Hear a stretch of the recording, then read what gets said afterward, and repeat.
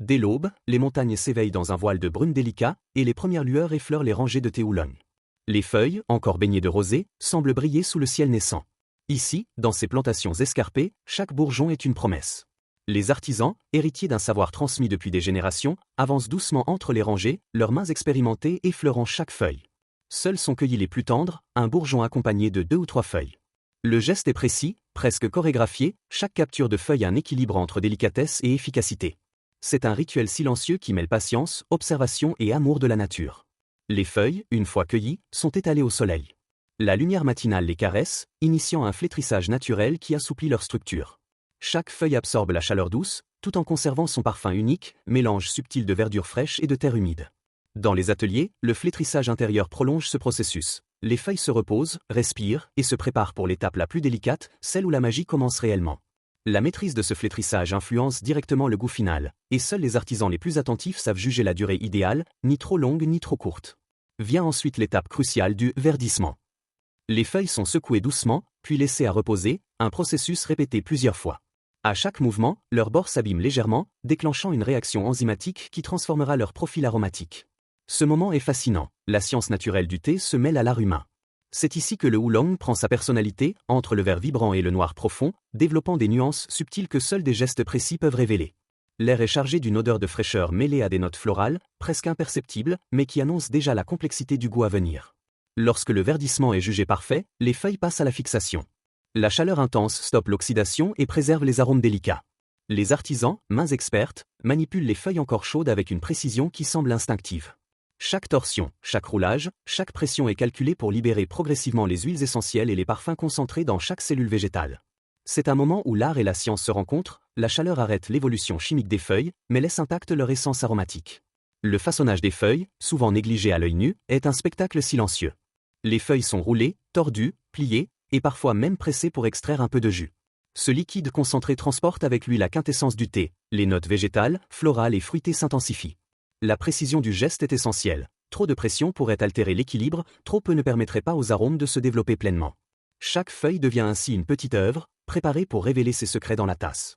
Certaines variétés de oolong subissent ensuite une torréfaction lente, à basse température.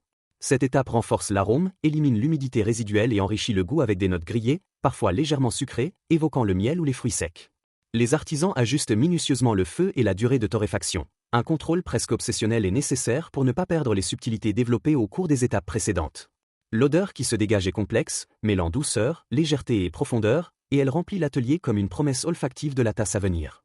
Le tri final et le raffinage sont des gestes d'une précision extrême. Chaque feuille est examinée, classée, et les impuretés retirées. La couleur, la torsion, la taille et la densité servent de critères pour garantir une qualité homogène. Les lots de thé sont ainsi préparés pour que chaque tasse offre la même expérience, que le thé soit dégusté localement ou à l'autre bout du monde. C'est un équilibre fragile entre mécanique et humanité, même si certaines étapes peuvent être assistées par des outils, l'œil et le toucher de l'artisan restent irremplaçables. Au fil de ces étapes, le thé oolong révèle son essence. Ni complètement vert, ni totalement noir, mais un mélange harmonieux, parfois floral, parfois fruité, parfois légèrement toasté. Chaque nuance est le résultat de la nature, du climat et de l'intervention humaine. Chaque tasse est une invitation à découvrir un monde subtil où la patience et le soin transforment une simple feuille en expérience sensorielle. La culture du thé oolong ne se limite pas à la technique. Elle est profondément ancrée dans la culture et l'histoire. Certaines plantations existent depuis plus de 150 ans et chaque geste est le fruit d'un apprentissage transmis de maître à apprenti.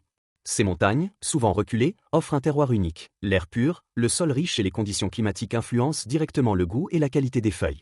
Les artisans apprennent à lire la nature, à anticiper le soleil, la pluie et l'humidité, et à adapter leurs gestes en conséquence. Chaque saison, chaque récolte est unique, un dialogue vivant entre l'homme et la plante. Et pourtant, malgré cette complexité, le thé oolong reste une expérience accessible à tous. Il capture dans une tasse la beauté des paysages, la douceur de la rosée et le parfum du soleil.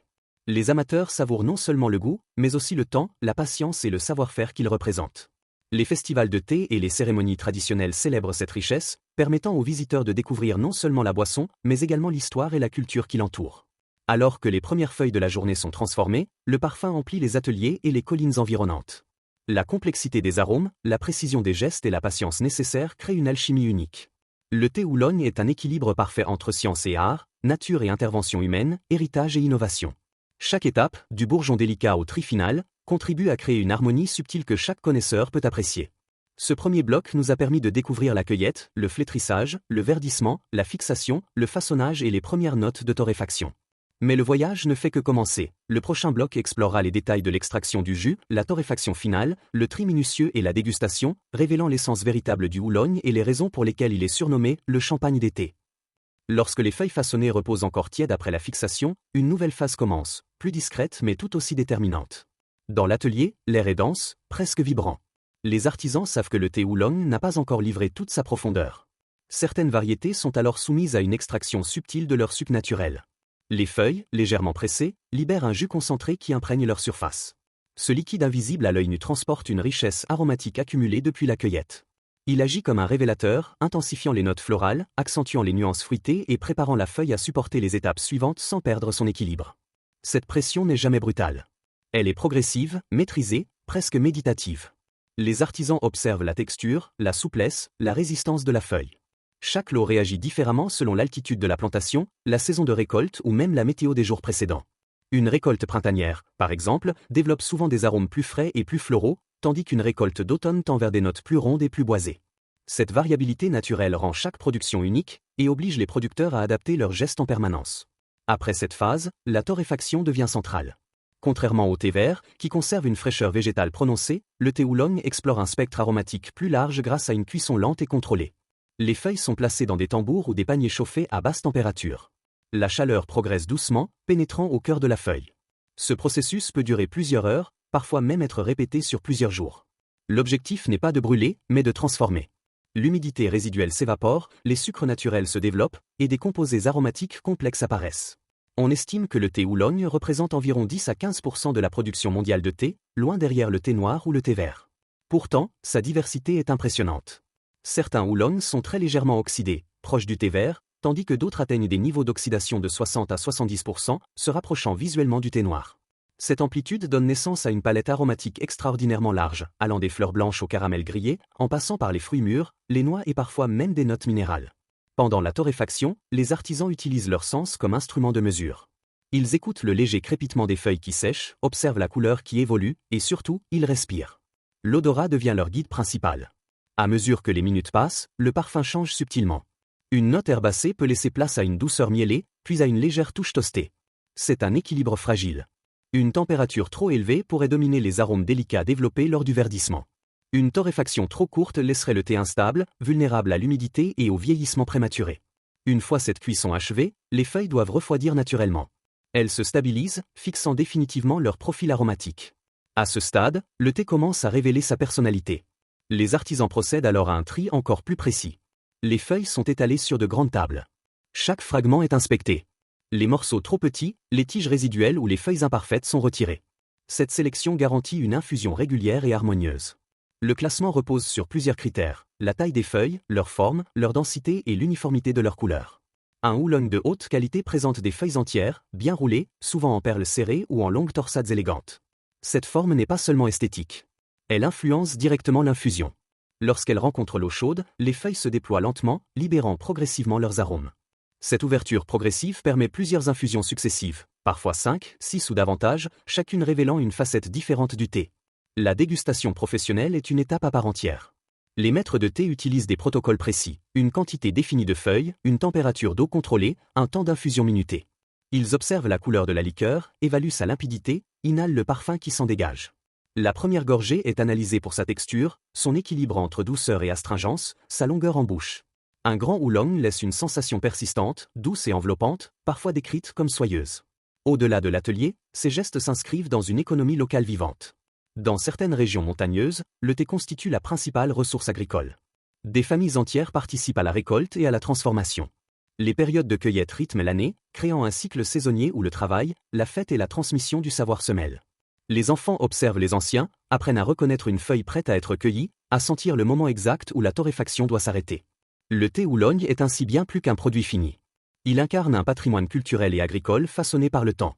Son surnom de « champagne d'été » ne tient pas seulement à son raffinement, mais aussi à la précision de sa méthode d'élaboration.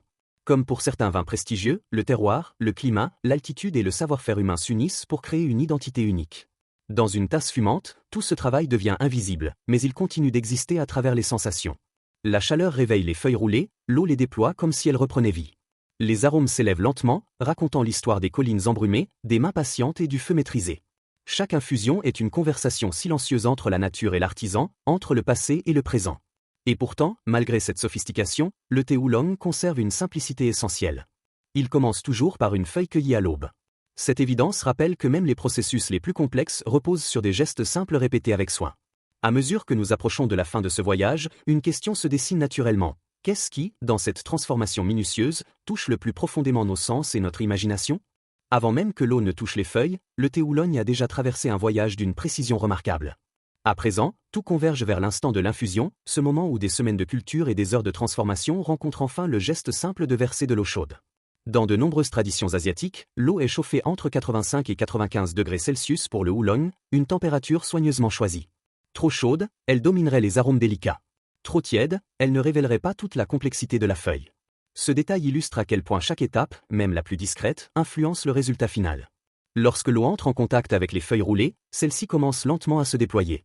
C'est un spectacle presque hypnotique. Les perles serrées s'ouvrent progressivement, libérant leur couche interne. Les composés aromatiques, développés lors du verdissement et stabilisés par la torréfaction, se dissolvent dans la liqueur. Les premières secondes offrent souvent des notes légères et florales. Puis, au fil des infusions successives, apparaissent des arômes plus profonds, fruits mûrs, miel, parfois une touche boisée ou légèrement grillée. Cette évolution progressive est l'une des signatures du oolong. Scientifiquement, cette richesse s'explique par la présence de polyphénols, de théaflavine et de théarubigine, molécules issues de l'oxydation partielle. Le niveau d'oxydation, généralement compris entre 10 et 70% selon les styles, détermine la couleur et l'intensité aromatique. Un oolong faiblement oxydé présentera une liqueur claire, tirant vers le doré pâle. Un oolong plus oxydé offrira une teinte ambrée plus soutenue. Pourtant, dans les deux cas, l'équilibre reste la clé, ni l'astringence marquée du thé noir, ni la verdeur directe du thé vert, mais une harmonie intermédiaire.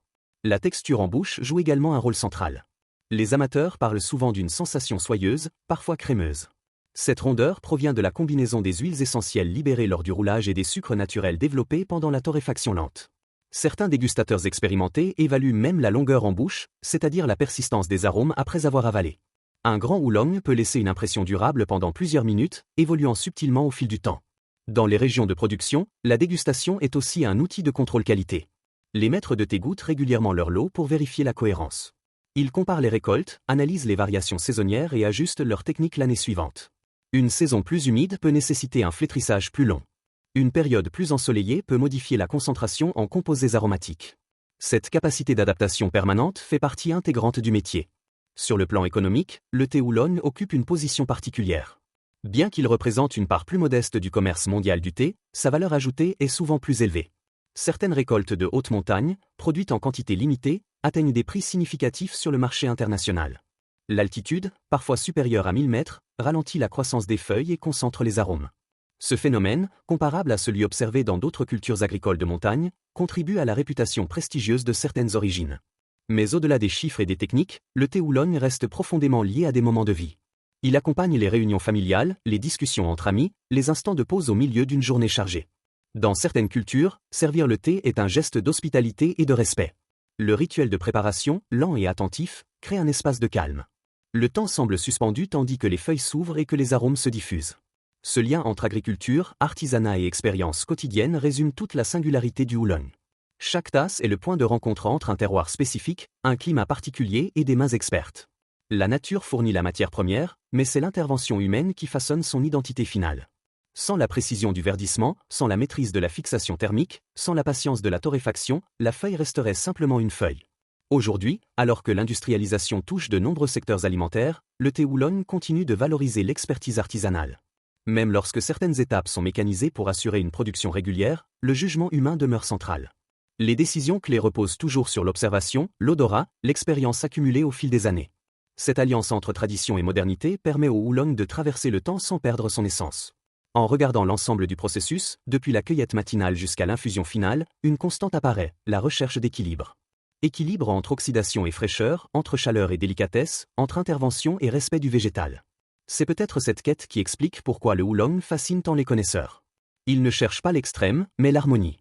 Ainsi, la prochaine fois qu'une tasse de oolong fumera entre vos mains, imaginez les collines embrumées au lever du soleil, les gestes précis des cueilleurs, le parfum chaud de l'atelier pendant la torréfaction.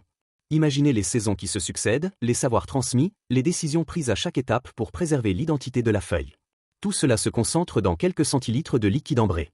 Le thé oolong nous rappelle qu'un produit agricole peut devenir une expérience culturelle complète lorsqu'il est façonné avec attention et respect. Il démontre que la transformation alimentaire, loin d'être purement technique, peut être un art subtil fondé sur l'observation et la patience. Entre nature et savoir-faire, entre tradition et innovation, il incarne un équilibre rare. Et vous, lorsque vous dégustez votre thé, prenez-vous le temps d'imaginer le voyage silencieux de chaque feuille, depuis la rosée du matin jusqu'à votre tasse, et quelle part de cette histoire êtes-vous prêt à découvrir lors de votre prochaine infusion ?